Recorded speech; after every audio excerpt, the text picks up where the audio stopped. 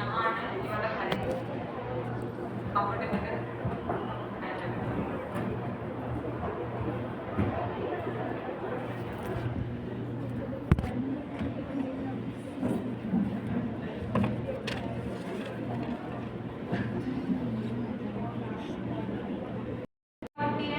किसी भी चीज को डेवलप करने का जो एंटायर प्रोसीजर है वो क्या कहलाता है, उसका लाइफ साइकिल।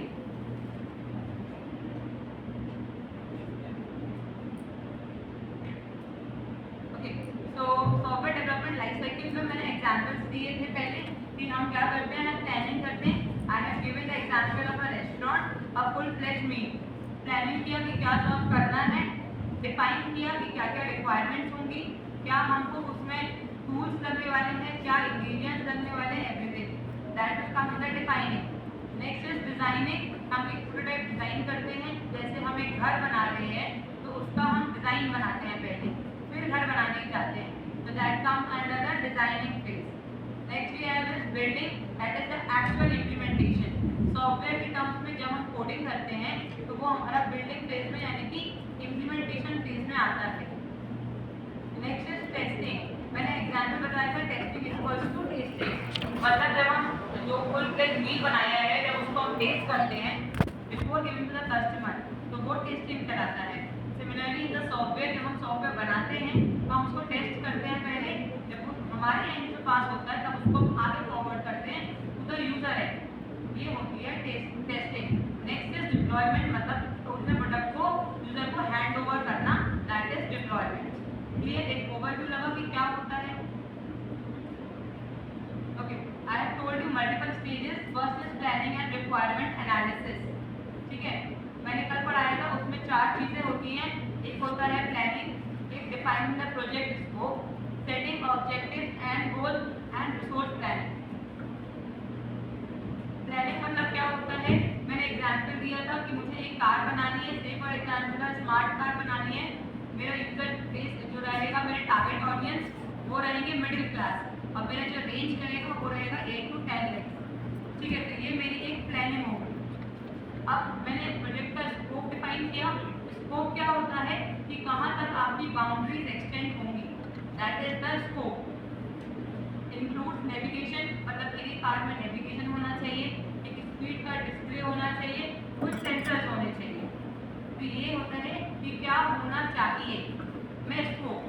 क्या नहीं होना चाहिए वो भी स्कोप में ही आता है। क्या नहीं होना चाहिए, एक सेल्फ ड्राइविंग एआई कार मुझे नहीं चाहिए। तो स्कोप का मतलब होता है कि क्या होना चाहिए और क्या नहीं होना चाहिए, इसमें एक क्लियर जब हम मार्क करते हैं वो हमारा स्कोप है। कंप्यूटर साइंस ब्रांच मैंने ली है तो वो मेरा स्कोप है कि मुझसे आप क्वेश्चंस पूछिए कंप्यूटर साइंस के, आप मुझसे मैकेनिकल के क्वेश्चंस मत पूछिए क्योंकि वो मेरे स्कोप के बाहर है। Next we have objectives. Scope और ऑब्जेक्टिव्स में क्या डिफरेंस होता है, मैंने कल बताया था, कोई बताएगा मुझे?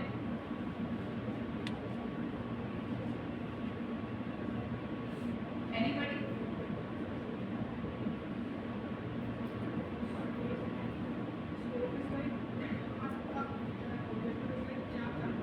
हाँ, ऑब्जेक्टिव मतलब क्या करना है।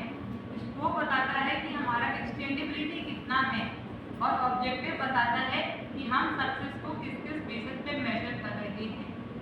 वो हमारे ऑब्जेक्टिव्स हैं।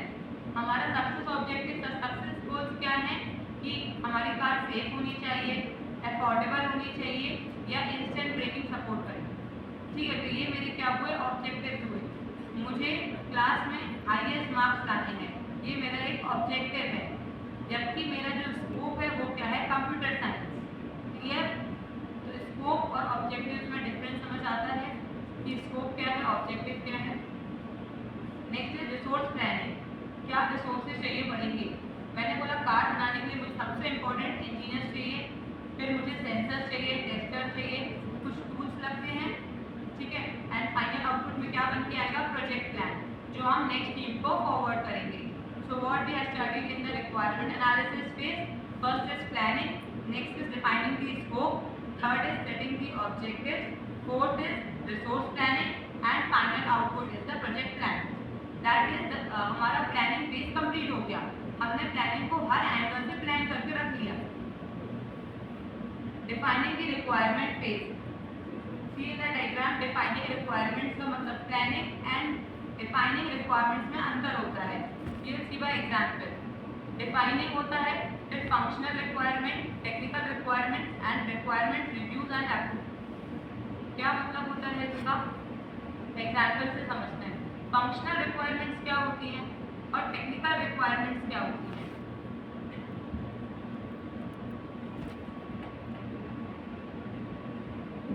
फंक्शनल और टेक्निकल में क्या डिफरेंस है?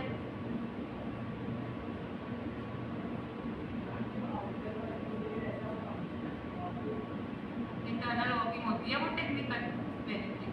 ह्यूमन बॉडी है हमारी, जो हम काम कर रहे हैं डेली, पढ़ाई करते हैं, कॉलेज जाते हैं, घूमने जाते हैं, ये हमारी फंक्शनल रिक्वायरमेंट्स हैं।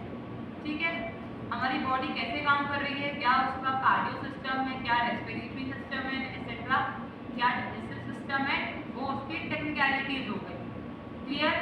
फंक्शनल रिक्वायरमेंट का मतलब जैसे हमने कार में बोला कि it should display the speed, GPS navigation होना चाहिए, ऑब्स्टेकल डिटेक्शन होना चाहिए, ऑटो ब्रेकिंग होनी चाहिए। तो ये क्या हुआ उसके फंक्शनल रिक्वायरमेंट, मतलब वो ये फंक्शंस करना चाहिए। ठीक है। और टेक्निकल रिक्वायरमेंट्स में क्या होता है, उसमें सेंसर्स होने चाहिए, एम्बेडेड सिस्टम होना चाहिए, एक रियल टाइम उसमें ओएस फॉर एग्जांपल। तो वो हमारी टेक्निकल रिक्वायरमेंट्स रहेंगी कि बनाने के लिए क्या क्या टेक्निक्स चाहिए है, वो कहलाएगा मेरा टेक्निकल रिक्वायरमेंट्स। वहाँ पर तो C++ गलत लिखा है। सो फंक्शनल रिक्वायरमेंट्स मतलब क्या करना है, टेक्निकल रिक्वायरमेंट्स मतलब सिस्टम कैसे बनेगा, उसमें क्या क्या टेक्निकल रिक्वायरमेंट्स रहेंगी, क्या चीज़ों की नीड रहेगी। क्लियर। थर्ड आता है requirement review and approval. Requirement banana sufficient नहीं है, रिक्वायरमेंट्स का रिव्यू भी करना जरूरी है।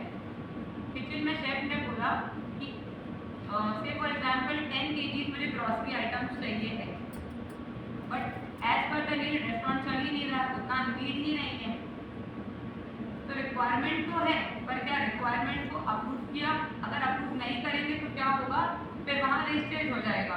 तो रिक्वायरमेंट को रिव्यू किया जाता है और वहाँ पर उनका अप्रूवल दिया जाता है। कौन देते हैं, जो सीनियर्स होते हैं वो अप्रूवल देते हैं रिक्वायरमेंट्स का। तो रिक्वायरमेंट रिव्यू एंड अप्रूवल में engineers and company approve the card features and the most important SRS document. Requirements के बाद डॉक्यूमेंट बनता है SRS, सॉफ्टवेयर रिक्वायरमेंट स्पेसिफिकेशन। अभी तक जितना पढ़ा है ना, सबसे पहला क्वेश्चन यही आएगा कि रिक्वायरमेंट पेज के बाद कौन सा डॉक्यूमेंट प्रोड्यूस किया जाता है, जो एक्सटर्नल या जो होते हैं वो पूछते हैं।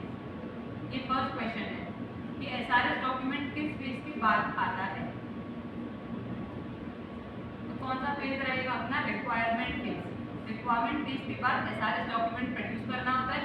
जब आप अपना प्रोजेक्ट बनाएंगे ना, मेजर माइनर प्रोजेक्ट जो भी रहेगा, आपको बोला जाएगा SRS बनाएंगे, तो वो क्या होता है, रिक्वायरमेंट्स होती है उसमें।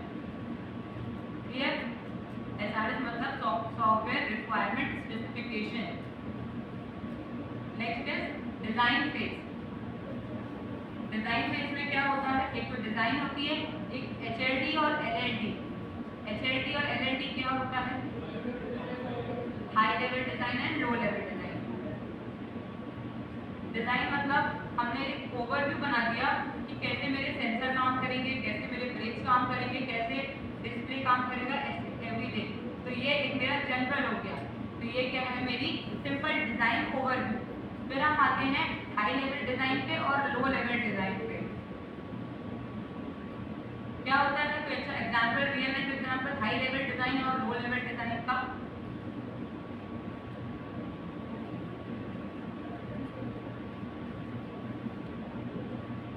साइंस का एग्जांपल याद आ रहा है, हाई लेवल डिजाइन और low level design.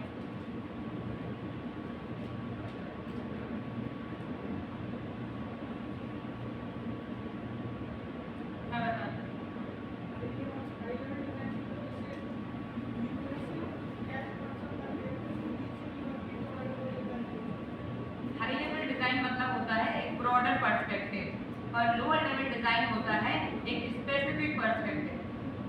Human body का डायग्राम ड्रॉ करने बोला तो वो क्या हो जाएगा, हाई लेवल डिजाइन। ठीक। हर चीज दिख रही है पर किसी भी चीज के इंटरनल डिटेल्स नहीं दिख रही हैं। मतलब जनरल साइड पे ज़्यादा होती है और स्पेसिफिक साइड पे कम होती है, हाई लेवल डिज़ाइन।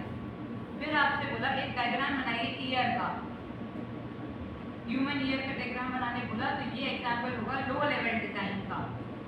स्पेसिफिक ज़्यादा होता है, जनरल कम होता है। तो as we move forward from the high level design to the low level design, जो हमारी जनरलिटी है वो कम होती है और स्पेसिफिक जो बिहेवियर है वो बढ़ता जाता है। क्लियर हुआ? एग्जाम्पल में देखेंगे, जैसे हमने बोला मॉड्यूल डिजाइन कर रहे हैं हमने कि एक मेरा सेंसर एक मॉड्यूल है, एक नेविगेशन एक मॉड्यूल है, ब्रेकिंग एक मॉड्यूल है और डिस्प्ले एक मॉड्यूल है। तो ये क्या कहलाएगा मेरा हाई लेवल डिजाइन। फिर अगर मैंने ब्रेकिंग के अंदर हम जाते हैं तो हम क्या बोले कि अगर डिस्टेंस 1 मीटर से कम बचे तो please apply the brake logic. तो ब्रेकिंग को स्पेसिफिक जब समझाया मैंने तो वो मेरा कहाँ आया, लो लेवल लॉजिक में। Clear? Next is final output, जिसमें हमारे डायग्राम्स बनते हैं, HLD and LAD diagrams. First phase का आउटपुट क्या होता है, प्लान रिपोर्ट। सेकेंड फेज का आउटपुट क्या होता है, SRS documents, software requirement specification documents. Third phase का आउटपुट क्या होता है हमारे पास, high level and low level design. Clear? Fourth है डेवलपमेंट। डेवलपमेंट में डेवलपमेंट करेंगे, कोडिंग करेंगे, स्केलेबल कोड होता है, वर्जन कंट्रोल और कोड रिव्यू। 5 स्टेजेस होते हैं। अभी हमने पढ़ा डेवलपमेंट मतलब सिर्फ डेवलपमेंट, पर ऐसा नहीं होता। डेवलपमेंट के अंदर भी कुछ उसके सब पार्ट्स होते हैं। पहला पार्ट होता है डेवलपमेंट, दूसरा होता है कोडिंग स्टैंडर्ड, थर्ड है scalable code, version control and code review. ठीक है? डेवलपमेंट मतलब होता है हमने प्लेन एक कोड लिख दिया ब्रेकिंग के लिए, GPS के लिए, डिस्प्ले के लिए। ठीक है? कोडिंग स्टैंडर्ड्स क्या फॉलो करते हैं, एक जो स्टैंडर्ड चल रहे हैं मार्केट में कि सेफ कोडिंग रहेगी, कम स्पेस लगेगा, कम मेमोरी लगेगा, वो मेरे आते हैं कोडिंग स्टैंडर्ड्स के अंदर। जैसे एक प्रॉपर लॉजिक लगाया हमने, सेफ कोडिंग लिखी है ब्रेकिंग सिस्टम के लिए, तो ये मेरा क्या एग्जाम्पल हो जाएगा, कोडिंग स्टैंडर्ड का एग्जाम्पल हो जाएगा। ठीक है? थर्ड आता है स्केलेबल कोड। स्केलेबिलिटी क्या होता है, स्केलेबिलिटी क्या होता है,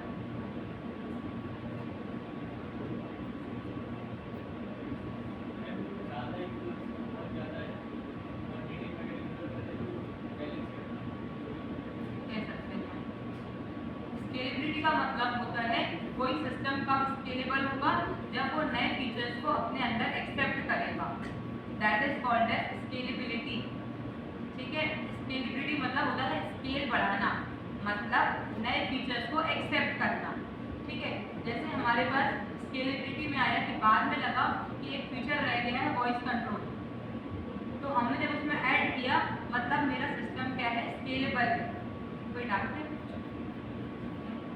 स्केलेबिलिटी का मतलब क्या होता है, adding the future features like voice control. Scalability very important होती है क्योंकि क्या होता है जब सिस्टम स्केलेबल ही नहीं होगा, सिस्टम अपग्रेड नहीं होगा। मेंटेनेंस मतलब कोड में मेंटेनेंस होता है डिप्लॉयमेंट के बाद, जब आपने किसी को हैंडओवर कर दिया प्रोडक्ट, फिर आप अपग्रेडेशन कर रहे हैं। और ये क्या होता है कि मेरी कोडिंग चल रही है और वहीं पर मेरा कोड स्केलेबल होना चाहिए, मतलब मैं उसमें उसी कोडिंग में कुछ नया फीचर डाल सकूँ। मतलब कार अभी कस्टमर तक गई नहीं है, कार बन रही है, तो उसी टाइम मुझे याद आया कि यार इसमें ये वाला फीचर रह गया है, तो वहीं पे मैंने इसको डाल दिया, वो मेरा स्केलेबिलिटी कहलाएगा। क्लियर हुआ? मेंटेनेंस होता है डिप्लॉयमेंट के बाद और स्केलेबिलिटी होती है डेवलपमेंट के। क्लियर? फिर आता है वर्जन कंट्रोल। वर्जन कंट्रोल समझते हैं, मतलब क्या होता है कि हम कोड को मल्टीपल वर्जन्स में रन, जैसे कोई सॉफ्टवेयर है वर्जन इसका 1 भी रन करता है, 2 भी करता है, लेकिन जो 2 करता है सपोर्ट वो वर्जन 1 भी सपोर्ट करता है, मतलब सॉफ्टवेयर रोल बैक सपोर्ट करना चाहिए।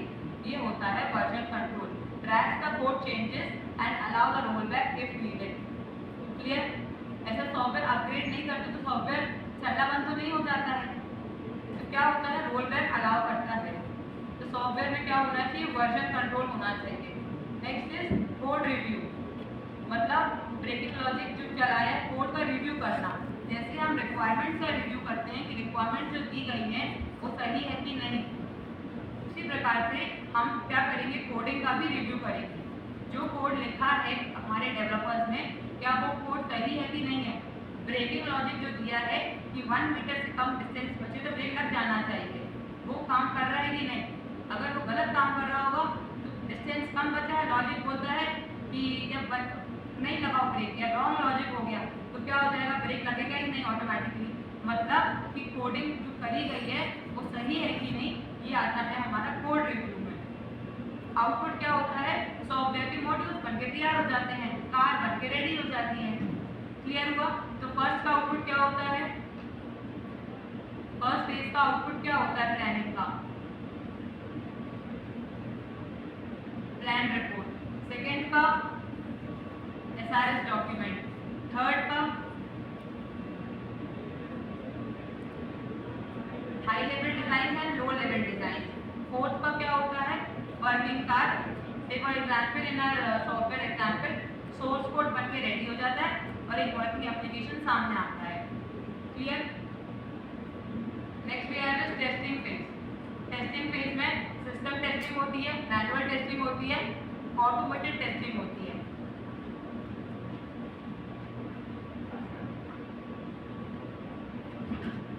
System testing, manual testing, automated testing, कोई बताएगा मुझे कार के टर्म्स में क्या क्या हो सकता है। हाँ प्लीज।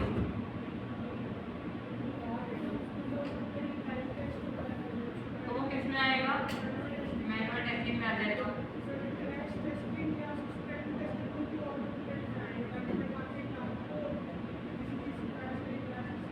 ठीक है, ऑटोमेटेड टेस्टिंग हो जाएगी। सिस्टम टेस्टिंग जो सॉफ्टवेयर वगैरह है या पार्ट्स हैं। Very good. मध्य प्रदेश में कोई व्हीकल ट्रैक है जो टेस्टिंग करता है कार की, मध्य प्रदेश में है क्या ऐसा कोई। हाई स्पीड ट्रैक्स होते हैं, पता है, कार टेस्टिंग के लिए अलग से बनते हैं, जो कि गवर्नमेंट बनाती है, उनको हाई स्पीड ट्रैक्स बोलते हैं, यहाँ पर कार की टेस्टिंग होती है। मध्य प्रदेश में है क्या कोई, किसी को आइडिया है, नहीं पता। धार है ना इंदौर के पास, वहां पर है हाई स्पीड ट्रैक, सारी कार्स की वहां पे टेस्टिंग।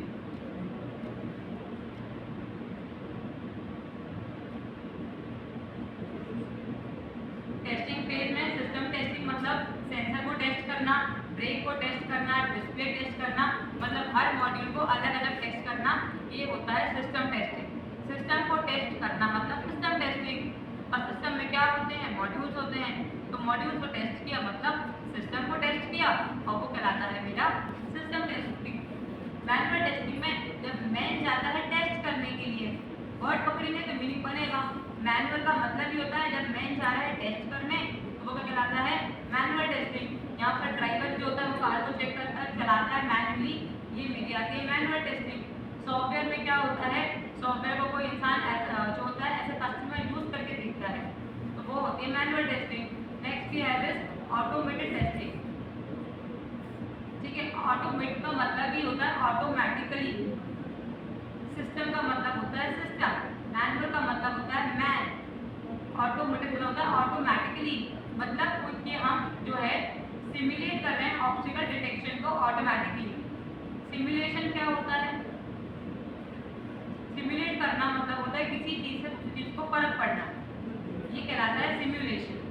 ठीक है, तो हम सिमुलेट कर रहे हैं ऑब्स्टिकल डिटेक्शन ऑटोमेटिकली। हमने ब्रेकिंग लाया था, ऑटोमेटिक ब्रेकिंग लगाया था, अब वो ब्रेकिंग काम कर रही है खुद से कि नहीं कर रही है, इंसान नहीं ब्रेक देगा, वो मैनुअल ब्रेकिंग में हो जाएगा। पर 1 मीटर से कम के डिस्टेंस में कार क्या खुद से ब्रेक लगा रही है कि नहीं, ये मेरा किसमें आएगा, ऑटोमेटेड टेस्टिंग में। क्लियर हुआ। हमारे सॉफ्टवेयर में कुछ स्क्रिप्ट होती हैं, कुछ लॉगिन होते हैं, कुछ रिजल्ट सिस्टम्स होते हैं जो ऑटोमेटिकली जनरेट होने चाहिए, तो वो जनरेट खुद से हो रहे हैं कि नहीं।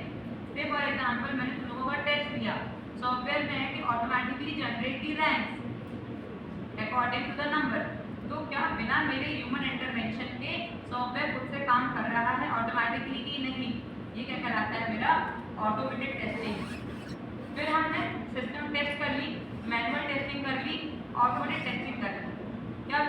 परफेक्ट है, 90% परफेक्ट है, ठीक है। फिर मैंने देखा कि कभी कभी कुछ कुछ कार्ड्स जो ऑलरेडी मार्केट में है उनमें कुछ कॉमन एरर्स देखे गए हैं। तो क्या होता है, वो कहलाता है मेरा कॉमन एरर्स। कुछ सॉफ्टवेयर, जैसे फॉर एग्जांपल मैं अपना एक बना रही बैंकिंग सॉफ्टवेयर, मैंने देखा जो सॉफ्टवेयर मार्केट में है उनमें कुछ इशू आता है जहाँ पे कस्टमर कंप्लेन करते हैं। तो क्या मैं वो अपने सॉफ्टवेयर में क्रॉस चेक कर सकती हूँ? बिल्कुल करना चाहिए। ये आता है मेरा कॉमन एरर्स में। कॉमन एरर्स में एक रॉन्ग जीपीएस, एक डिस्प्ले का लैग, कभी कभी डिस्प्ले नहीं काम करता है, ब्रेक का डिले हो जाता है। तो ये क्या है, मेरे कॉमन एरर्स हैं, ठीक है। जैसे मैंने देखा सिस्टम में कभी कभी रॉन्ग मार्क्स जा रहे हैं या लोगों को लॉगिन नहीं करके बन रहे हैं। ऑथेंटिकेट यूजर्स हैं, पासवर्ड भी सही है और उनका यूजर नेम भी सही है, पर उसके बाद भी वो लॉगिन नहीं कर पा रहे हैं। तो ये कॉमन पेजेस हैं जो हमको सिस्टम में चेक करने चाहिए। आउटपुट क्या मिलेगा? टेस्ट रिपोर्ट मिलेगी। क्लियर?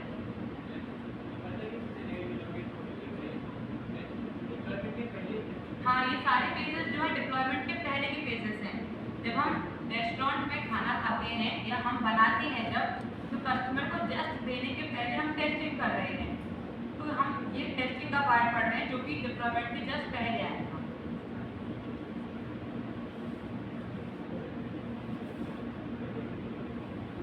मैंने तुमको पढ़ाया था कि एक फुल फ्लेज मील बनाया, उसकी प्लानिंग करी कि क्या बनाना है, फिर बताया क्या क्या रिक्वायरमेंट्स चाहिए पड़ेगी, ठीक है। पेन पेपर में लिख दिया कि इतना इतना ग्रॉसरी चाहिए, इतना शेफ चाहिए, इतने इतने गेस्ट चाहिए, एक्सेट्रा। ये मेरा हो गया डिफाइन द रिक्वायरमेंट्स। डिज़ाइन में होता है कि मैंने सब चीज़ों की रेसिपी बना ली जो मुझे बनाना है, तो वो मेरा आ जाएगा डिज़ाइन पेज। डेवलपमेंट पेज में क्या होता है कि मैंने खाना बना के तैयार कर दिया, तो वो मेरा डेवलपमेंट पेज हो जाएगा। फिर मैंने क्या किया, उसकी टेस्टिंग करी, खाना को खुद से टेस्ट किया, अच्छा लगा तो उसको पास कर दिया। और फिर आता है रिक्वायरमेंट पेज, मतलब खाना जाके कस्टमर को दे दिया। जब कस्टमर ने बोला कि ये खाने में ऑयल ज़्यादा है, तो मैंने कस्टमर का रिव्यू लिया और उसको क्या बोला कि ठीक है, I will work on it. तो ये मेरा हो जाता है मेंटेनेंस। क्लियर हुआ? मेंटेनेंस में अपडेट भी करते हैं। समर सीजन आया है, बढ़िया सा मैंगो शेक दे दिया, तो ये मेरा क्या हो जाएगा, मेंटेनेंस का पार्ट हो जाएगा। ये मेरा था ओवरव्यू। अब हर पेज के अंदर जब हम डिटेल में जाते हैं तो कुछ सब पार्ट्स होते हैं, तो वो आज हम पढ़ रहे थे। प्लानिंग में क्या क्या सब पार्ट्स हैं, रिक्वायरमेंट के क्या सब पार्ट्स हैं, टेस्टिंग करते हैं तो खाने के समय से टेस्ट करना है। पर जब बड़ा सॉफ्टवेयर बनाएंगे तो उसके अलग अलग सेक्शन को टेस्ट करना पड़ता है। तो हमने पहले इसको टेस्ट किया सिस्टम बेसिस पे, फिर इसको टेस्ट किया मैनुअल बेसिस पे, फिर टेस्ट किया ऑटोमेटिकली, उसके बाद भी बचता है टेस्टिंग। तो हम देखते हैं कॉमन एरर। ये मेरा कंप्लीट टेस्टिंग कहलाता है। फिर आता है deployment and maintenance phase. Deployment में क्या होता है, डिप्लॉयमेंट ऑटोमेशन, मतलब कि software being installed in car, software पहले से डिप्लॉय करके कार में दे दिया। क्लियर हुआ? हाँ, रिलीज प्लानिंग भी होती है। रिलीज प्लानिंग क्या होती है, दिवाली में पहले कार को लॉन्च करेंगे, ठीक है, रिलीज प्लानिंग है।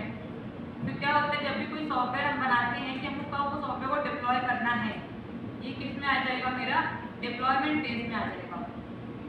मेंटेनेंस में क्या होता है, वही जो प्रॉब्लम्स हैं, जो बग्स हैं, उनको इम्प्रूव करना विद टाइम, ये मेरा मेंटेनेंस हो।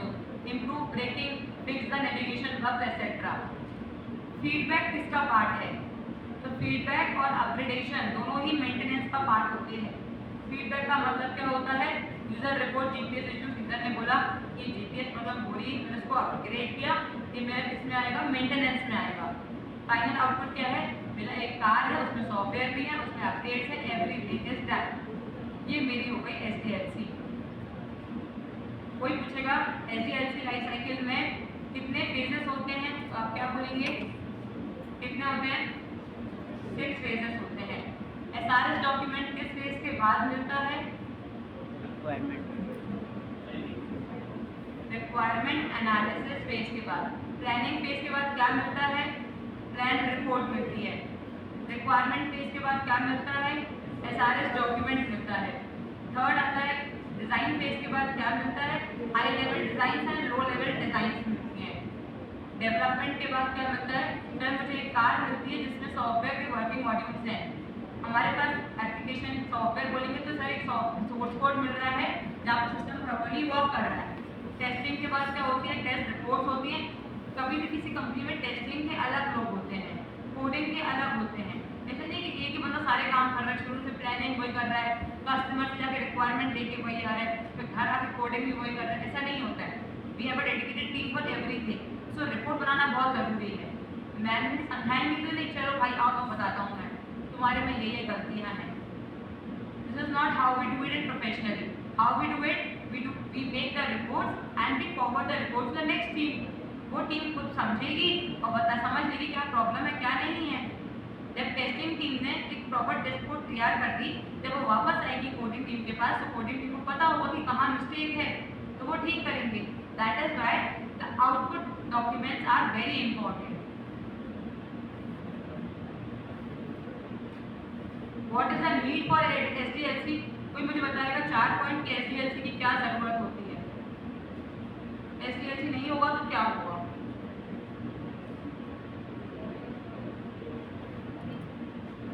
बिल्कुल इजी पॉइंट, कोई टेक्निकल लैंग्वेज में नहीं चाहिए, सिंपल से पॉइंट कि एसडीएलसी पढ़ाया ही नहीं होता मैडम आपने, तो हम सॉफ्टवेयर बनाते हैं, सॉफ्टवेयर में क्या गलती होती है? यूजर के अकॉर्डिंग प्रोडक्ट नहीं बनता, स्केलेबल नहीं होता,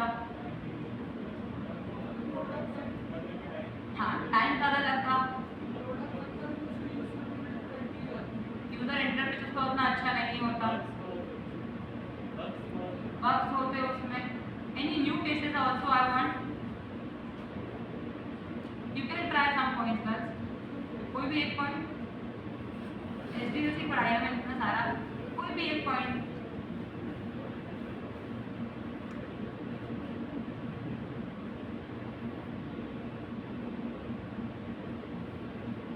खाने की क्या जरूरत होती है?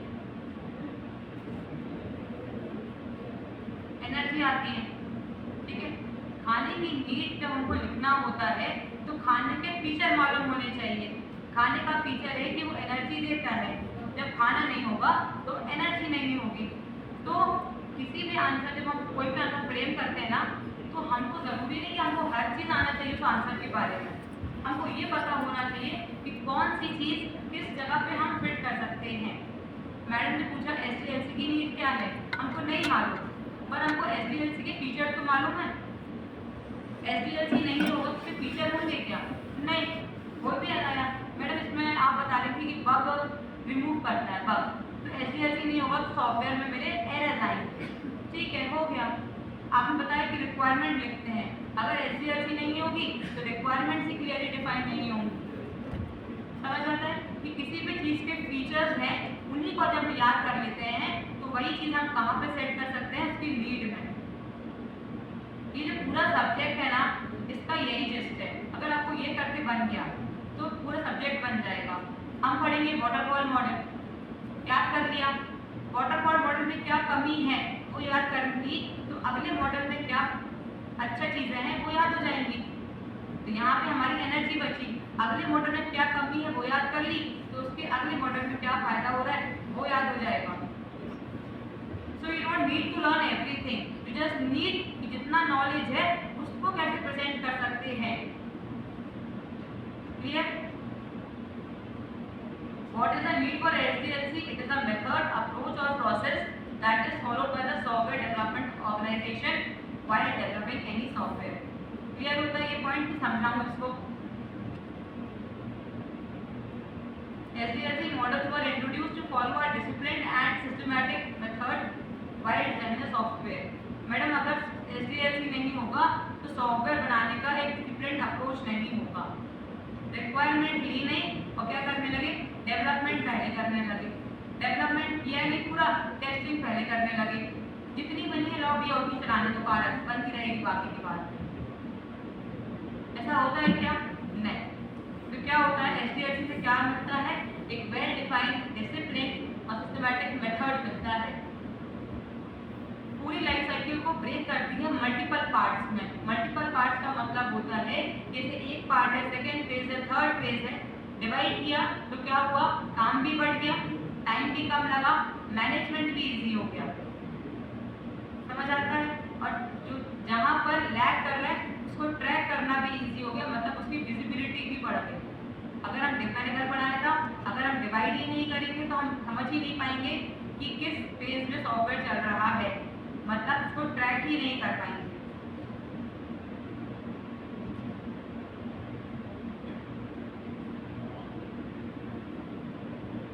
हमारे सिलेबस में मॉडल्स हैं, कुछ सॉफ्टवेयर प्रोसेस मॉडल्स हैं और कुछ इवोल्यूशनरी प्रोसेस मॉडल्स हैं।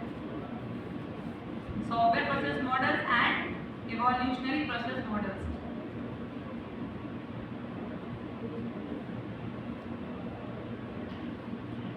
किसको नींद आ रही है?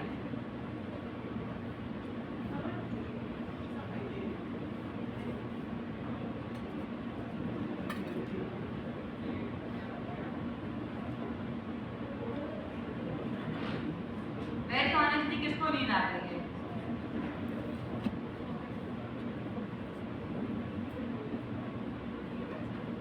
नींद आ रही है? एक मिनट, नहीं आ रहा। बाकी लोगों को नींद नहीं आ रही? किसी को नींद आना क्राइम होता है? Is it a crime? Crime होता है? Then why can't we accept कि हमें नींद आ रही है? क्या डर है? किस बात का डर है?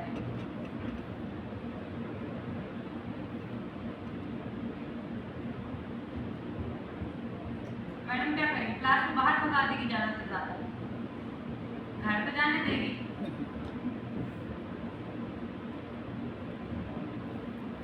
हेजिटेशन को निकालो। सबसे पहले जरूरत क्या है? हेजिटेशन को हटाओ। नींद आ रही है तो आ रही है, क्या कर सकते हैं? खाना खाया है तो नींद आ रही है, सबको आती है, it is a human behaviour. अगर उसमें आप उनको पनिश कर रही हो तो इट इज योर फॉल्ट, उसमें हमारी कोई गलती नहीं है।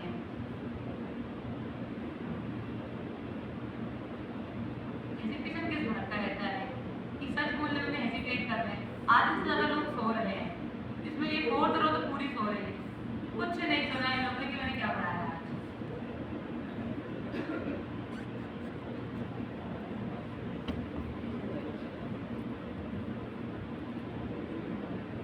Shall we continue? Or you want a 1 or 2 minute break? 5 minute break, ma'am. हाँ madam, break.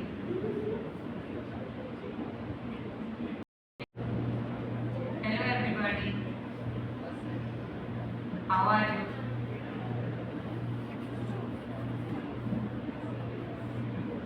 Good morning. I think the break is over. We shall continue. लोगों का प्रेशर होने वाला है। एक्साइटेड हो?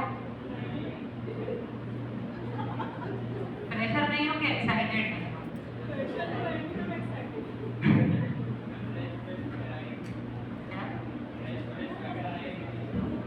प्रेशर तो वो सेमेस्टर में ही होता है ना? कब होता है? फर्स्ट ईयर में होना चाहिए, लेट हो गए।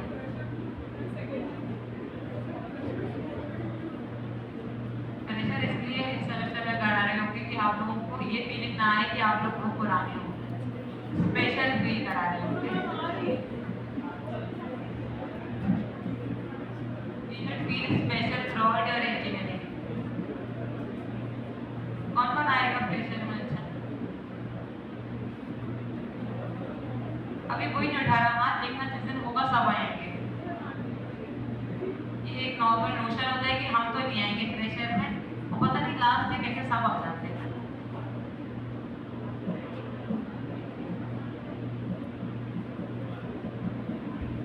कुछ समझ आता है नाम से? सॉफ्टवेयर प्रोसेस मॉडल और इवोल्यूशनरी प्रोसेस मॉडल क्या होता है?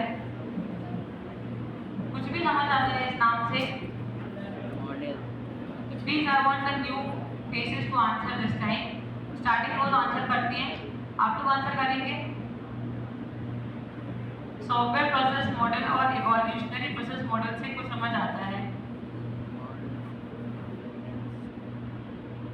मैडम जो आपने पढ़ाया है सॉफ्टवेयर प्रोसेस, उसका मॉडल सॉफ्टवेयर प्रोसेस मॉडल है, और जो चीज विद टाइम इवॉल्व करे वो इवोल्यूशनरी प्रोसेस मॉडल है। कोई डाउट? सॉफ्टवेयर प्रोसेस मॉडल होता है जो हमने अभी तक पढ़े सारे मॉडल्स, वो किसमें जो हमने जिस पढ़ा है पूरा वो आता है सॉफ्टवेयर प्रोसेस मॉडल में। कि सॉफ्टवेयर की प्रोसेस कैसी होनी चाहिए, ये है सॉफ्टवेयर प्रोसेस मॉडल। और इवोल्यूशनरी प्रोसेस मॉडल होता है कैसे हम लोग इवॉल्व करते हैं विद टाइम।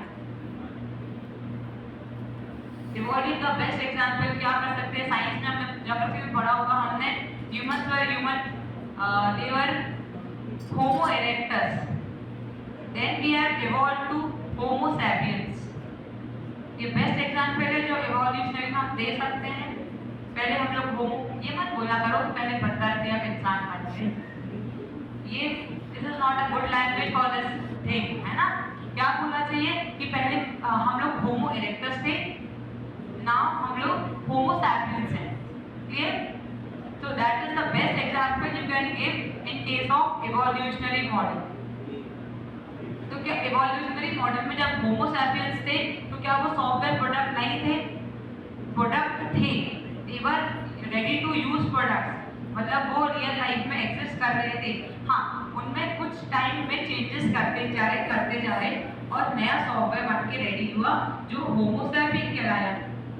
तो डिफरेंस क्या है दोनों में कि सॉफ्टवेयर प्रोसेस मॉडल जो एक बार बन के रेडी हो गया वो है सॉफ्टवेयर प्रोसेस मॉडल। एक बार जो आपने कॉपी में आंसर लिख लिया वो सॉफ्टवेयर प्रोसेस मॉडल हुआ। थोड़ा ठीक है, अब मेरे से आंसर नहीं बना, आधा पेज आंसर लिखा, एक पेज छोड़ दिया, जो बाजू वाले की कॉपी में देख के लिख के अपना आंसर ऐड ऑन करते जा रहे हैं ना, ये कहलाता है इवोल्यूशनरी मॉडल कि we have evolved over time. Software process model is a structured way or a framework that defines how the software is developed from start to end। बता चुकी हूँ मैं बहुत बार कि सॉफ्टवेयर कैसे बनता है स्टार्टिंग से एंड तक। इसमें क्या स्टेप्स परफॉर्म करने चाहिए, किस ऑर्डर में परफॉर्म करना चाहिए, क्या वर्क उसमें मैनेज होगा, क्या कंट्रोल होगा, everything will come under software process model. ठीक है, सिंपल वर्ड्स में it is like a road map और a blueprint for developing the software. Clear? If you are building a mobile app, it will tell you to understand the requirements, design, planning। But बहुत बार हो गया, आगे बढ़ो। ठीक है, तो ये क्या होगा, सॉफ्टवेयर प्रोसेस मॉडल होगा। सबसे इम्पोर्टेंट ये है जो आपको नहीं पता है, इवोल्यूशनरी मॉडल। इवोल्यूशनरी मॉडल का मतलब ये होता है जो इवॉल्व करे। इवॉल्व का मतलब होता है जो चेंज हो, अपग्रेड हो। Software is gradually and improved continuously over time. ये मेरा इवोल्यूशनरी प्रोसेस मॉडल है। जैसे हमने क्या किया, एक स्मॉल वर्किंग वर्जन रिलीज कर दिया। रिलीज करने का मतलब होता है डिप्लॉयमेंट फेज फिनिश कर दिया उसका, वो हमने रिलीज कर दिया, फिर हम उसमें फीचर्स को ऐड ऑन करते गए, इंप्रूवमेंट करते गए। जो हमने पढ़ा था ना मेंटेनेंस फेज में, अगर उस मेंटेनेंस को हम लाइफ टाइम चलाते हैं, ठीक है, तो वो क्या कहलाता है मेरा इवोल्यूशनरी प्रोसेस मॉडल। इसमें यूजर के फीडबैक होते हैं और चेंजेस होते हैं। It is a way of developing software where the product evolves step by step। Think of a mobile app, हमने वर्जन 1 लॉन्च किया मोबाइल ऐप का, उसमें बेसिक फीचर्स दिए, सिर्फ लॉगिन किया। फिर हमने उसका वर्जन 2 दिया, वर्जन 1 लोग ऑलरेडी यूज कर रहे थे। फिर हमने लॉन्च किया वर्जन 2, उसमें पेमेंट ऐड करी। तो ये मेरा मॉडल इवॉल्व हुआ, तो ये क्या कहलाएगा, इवोल्यूशनरी मॉडल। फिर वर्जन 3 लॉन्च किया, उसमें नोटिफिकेशंस ऐड कर दिए। फिर वर्जन 4 लाए, उसमें यूआई अच्छा कर दिया। तो ये मेरा क्या कहलाएगा, एक इवोल्यूशनरी मॉडल कहलाएगा। की आइडिया क्या है, कुछ नहीं है की आइडिया कि जो बेसिक है उसको रिलीज कर दो और उसके बाद उसको अपग्रेड करते रहो, इवॉल्व करते रहो। तो ये मेरा हो जाएगा evolutionary model. Software process model is how to build a software and evolutionary model is build it gradually and keep improving it. Clear? Software process model में हम पहला मॉडल पढ़ेंगे वो है लीनियर मॉडल, इसी को बोलते हैं सीक्वेंशियल मॉडल या वाटरफॉल मॉडल। नेक्स्ट हम पढ़ेंगे इवोल्यूशनरी मॉडल्स, इसमें हमारे पास इंक्रीमेंटल मॉडल आएगा, स्पाइरल मॉडल आएगा, कंपोनेंट बेस्ड आएगा। इसके अलावा कुछ दूसरे मॉडल्स भी हैं, प्रोटोटाइपिंग मॉडल है, आरएडी है, अजाइल है, आरयूपी है। ठीक है, लीनियर सीक्वेंशियल मॉडल दिख रहा है डायग्राम से कि क्या हो रहा है, धीरे धीरे लीनियरली आगे बढ़ रहा है। ये है एग्जाम में याद है तो सारे आंसर हम खुद में लिख सकते हैं। क्यों? क्योंकि सारे मॉडल्स के फेजेस ऑलमोस्ट सेम होते हैं, बस जिस्ट पता होना चाहिए। और जिस्ट क्या है? वाटरफॉल मॉडल होता है जिसमें हम घर बना रहे हैं, तो वो वर्ड सब कुछ पहले प्लान करके रख लो, फिर डिजाइन करो, फिर उसको बना के आखिरी में चेक कर लो कि सही घर बना है कि नहीं है। ये वाटरफॉल मॉडल है। नहीं दिख रहा? ठीक है, मेरी सुन लो। वाटरफॉल मॉडल का मतलब होता है जैसे मैं घर बनाऊं वाटरफॉल मॉडल का सोच के, तो सारी रिक्वायरमेंट, सारी प्लानिंग पहले हो जानी चाहिए, इम्प्लीमेंटेशन बाद में होगा और डिप्लॉयमेंट लास्ट में होगा। इसमें क्या होता है कि सारी प्लानिंग पहले करना इम्पॉसिबल है, तो लास्ट में आपको कहीं ना कहीं कमी दिखेगी। ये वाटरफॉल मॉडल है, 6 पेज का पढ़ो या ये लाइन समझो, जिस्ट यही है। वाटरफॉल मॉडल में एक पेज होने के बाद जब सेकंड पेज में जाते हो तो फर्स्ट पेज में आना अलाउड नहीं है, ये कहलाता है waterfall model. Second is iterative model. Iterative model का मतलब होता है वाटरफॉल में थोड़ी सी रिलैक्सेशन दिया तो बना इटरेटिव, मतलब आप सेकंड फेज से फर्स्ट फेज में आ सकते हो। बिल्ड करो, इंस्पेक्ट करो, कुछ दिक्कतें लग रही वापस से फिक्स करो, ये मेरा कहलाएगा इटरेटिव मॉडल। ठीक है, फेजेस के बीच में वापस आना अलाउ करना होता है इटरेटिव, और फेजेस के बीच में फ्लेक्सिबिलिटी ना रखना मेरा होता है waterfall. Third is incremental. Incremental में क्या होता है, हर इंक्रीमेंट में पूरे 5 फेज 6 फेज हर बार रिपीट होते हैं। पहला कमरा बनाया, प्लानिंग करी, डिजाइनिंग करी, बिल्ड किया, टेस्ट किया, डन। फर्स्ट रूम मतलब फर्स्ट इंक्रीमेंट। सेकंड रूम के लिए गए, प्लानिंग करी, डिजाइन किया, बनाया, टेस्ट किया, डिप्लॉय किया, second increment done. Increment phase में क्या होता है कि आप क्या करते हो, स्टेप बाय स्टेप कंस्ट्रक्ट करते हो, that we study in the incremental model. Spiral model में रिस्क हैंडलिंग होती है कि सबसे हर चीज के रिस्क पहले पता करते हैं कि घर बनाने जा रहे हैं तो क्या रिस्क है। ये कहाँ होता है हमको, जब हम मिसाइल लॉन्चिंग वगैरह जब पढ़ते हैं या उसके सॉफ्टवेयर बनते हैं जो इसरो बनाता है, तो वहाँ पे क्या है, स्पाइरल मॉडल्स का यूज होता है जहाँ पर रिस्क ज्यादा है, कंस्ट्रक्शन से ज्यादा रिस्क समझना जरूरी है। मिसाइल लॉन्च करी, लॉन्च होने के पहले पीछे की वो ब्लास्ट हो गई, तो model is not important, creation is not important as much as the risk. जहाँ पे रिस्क को प्रायोरिटी दी जाती है और कंस्ट्रक्शन को सेकंड प्रायोरिटी दी जाती है, वहाँ पर हम यूज करते हैं स्पाइरल मॉडल। RAD मॉडल होता है रैपिड एप्लीकेशन डेवलपमेंट। रैपिड मतलब जल्दी बनाओ, जल्दी घर बनाना, सैंपल हाउस बना दिया, बना के दे दिया, ये है, ऐसा बना के दे दूंगा मैं तुमको, ये कहलाता है rapid application development. Agile model क्या होता है, बताया था मैंने, चेंजेस ओवर द टाइम, मतलब थोड़ा सा बना के पार्ट में दे दिया, फिर उसको इम्प्रूव करते जा रहे हैं, that comes under the agile model. XP&V model is not in our syllabus, जितना है उतना तो पढ़ा नहीं जा रहा, तो एक्स्ट्रा क्या ही पढ़ने वाला।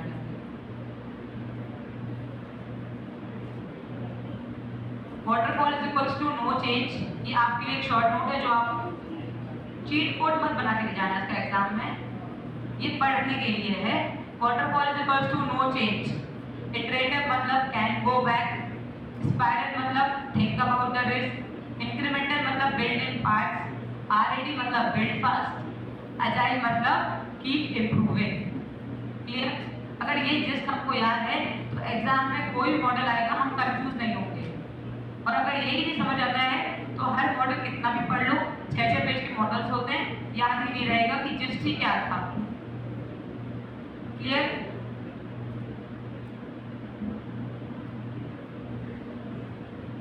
कोई डाउट है किसी को? एक एग्जाम्पल ये भी दिया हुआ है, किसी को रीड करना है तो इसको भी रीड कर सकते हैं एक बार, अगर घर वाला समझ नहीं आता है तो।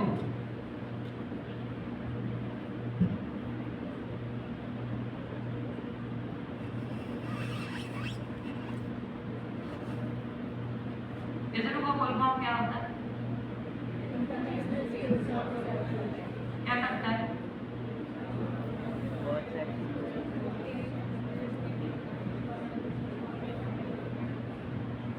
क्या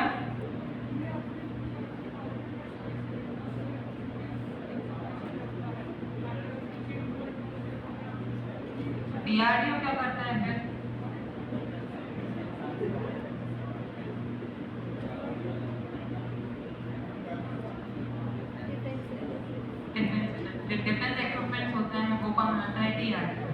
और जो स्पेस की साइंस वगैरह होती है वो कौन बनाता है? इसरो। लीनियर सीक्वेंशियल मॉडल क्या होता है? लीनियर सीक्वेंशियल मॉडल नाम से समझ आता है वो लीनियर सीक्वेंशियल मॉडल है। नाम समझ नहीं आता तो मॉडल समझ में नहीं आएगा। लीनियर मतलब एक लाइन में, सीक्वेंशियल मतलब सीक्वेंस में। तो एक लाइन में जो चीज सीक्वेंस में होगी वो लीनियर सीक्वेंशियल मॉडल है। क्लियर हुआ? नाम समझ में आएगा तो मॉडल समझ में आता है। जो अभी तक मैंने पढ़ाया है वो क्या था? Linear sequential model. मैं पहले बोली प्लानिंग करेंगे, रिक्वायरमेंट लिखेंगे, डिजाइन करेंगे, डेवलपमेंट करेंगे। ये पूरी एक स्ट्रेट लाइन है और सीक्वेंस में चल रही है, तो ये मॉडल कौन सा हो जाएगा मेरा?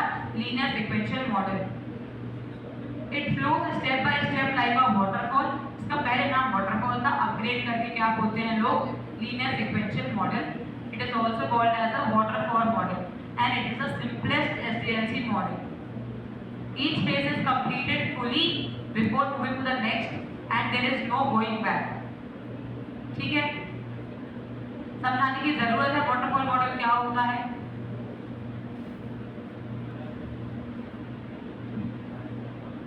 Waterfall model is a traditional software development methodology that follows a linear phase-by-phase approach where each phase must be completely completed before moving to the next. I think मैंने इतना पढ़ा दिया है कि वाटरफॉल मॉडल तुम लोग खुद से भी लिख सकते हो। याद हो गया होगा कि क्या क्या फेजेस होते हैं, कैसे कैसे फेजेस काम करते हैं। ये मॉडल बहुत ही सिंपल होता है, वेल स्ट्रक्चर्ड होता है, इजी टू मैनेज होता है। It is like building a house, gather all the needs, create a detailed plan, build the system, test everything, deploy the deliver the product. Changes are costly. घर बना दिया, दीवार बना दी, अच्छी नहीं लग रही, खिसकाओ दीवार को थोड़ा सा उस side. Is it possible? No. आपका कहाँ मिस्टेक हुई थी? प्लानिंग फेज में। बट डिप्लॉयमेंट करने के बाद भी आप उसको चेंज नहीं कर सकते, ये वाटरफॉल मॉडल कहलाता है। चेंज नहीं कर सकते ये बोलना फिजिबल नहीं होगा, क्योंकि everything in this world can be change. फिर तो ये सॉफ्टवेयर है, चेंजेस कॉस्टली होंगे, इसलिए हम बोल रहे हैं कि चेंज नहीं कर सकते। घर बनाने के बाद दीवार को खिसकाना ऐसा नहीं, पॉसिबल नहीं, but it will be too costly. That is why we say waterfall model जो होता है there is no going back, और यही इसका सबसे बड़ा डिसएडवांटेज है जो अब ये मॉडल यूज नहीं होता है। Requirement phase we have already learned, design phase, development phase, testing, deploying and maintenance। Requirement analysis phase के बाद document बनता है SRS, Software Requirement Specification Documents। ये एक formal agreement document होता है customer और development team के बीच में। ये मॉडल के बारे में ये डॉक्यूमेंट क्यों इम्पोर्टेंट है? क्योंकि जब भी कस्टमर से आप मिलोगे वो आपको बताएगा मुझे ऐसा ऐसा घर चाहिए, इतने रूम चाहिए, इतना BHK चाहिए, इतना स्पेस चाहिए। ये सब कहाँ लिखोगे? SRS डॉक्यूमेंट में लिखेंगे। SRS डॉक्यूमेंट क्लियर नहीं होगा तो जो डेवलपमेंट टीम होगी उसको पढ़ के जब समझ ही नहीं आएगा तो क्या सही मॉडल बनेगा? नहीं। तो SRS मॉडल सबसे इम्पोर्टेंट, SRS डॉक्यूमेंट सबसे इम्पोर्टेंट डॉक्यूमेंट है। अगर SRS डॉक्यूमेंट फेल हुआ there are 100% chances that your software will not be accurate because the development team cannot understand what you want. Clear?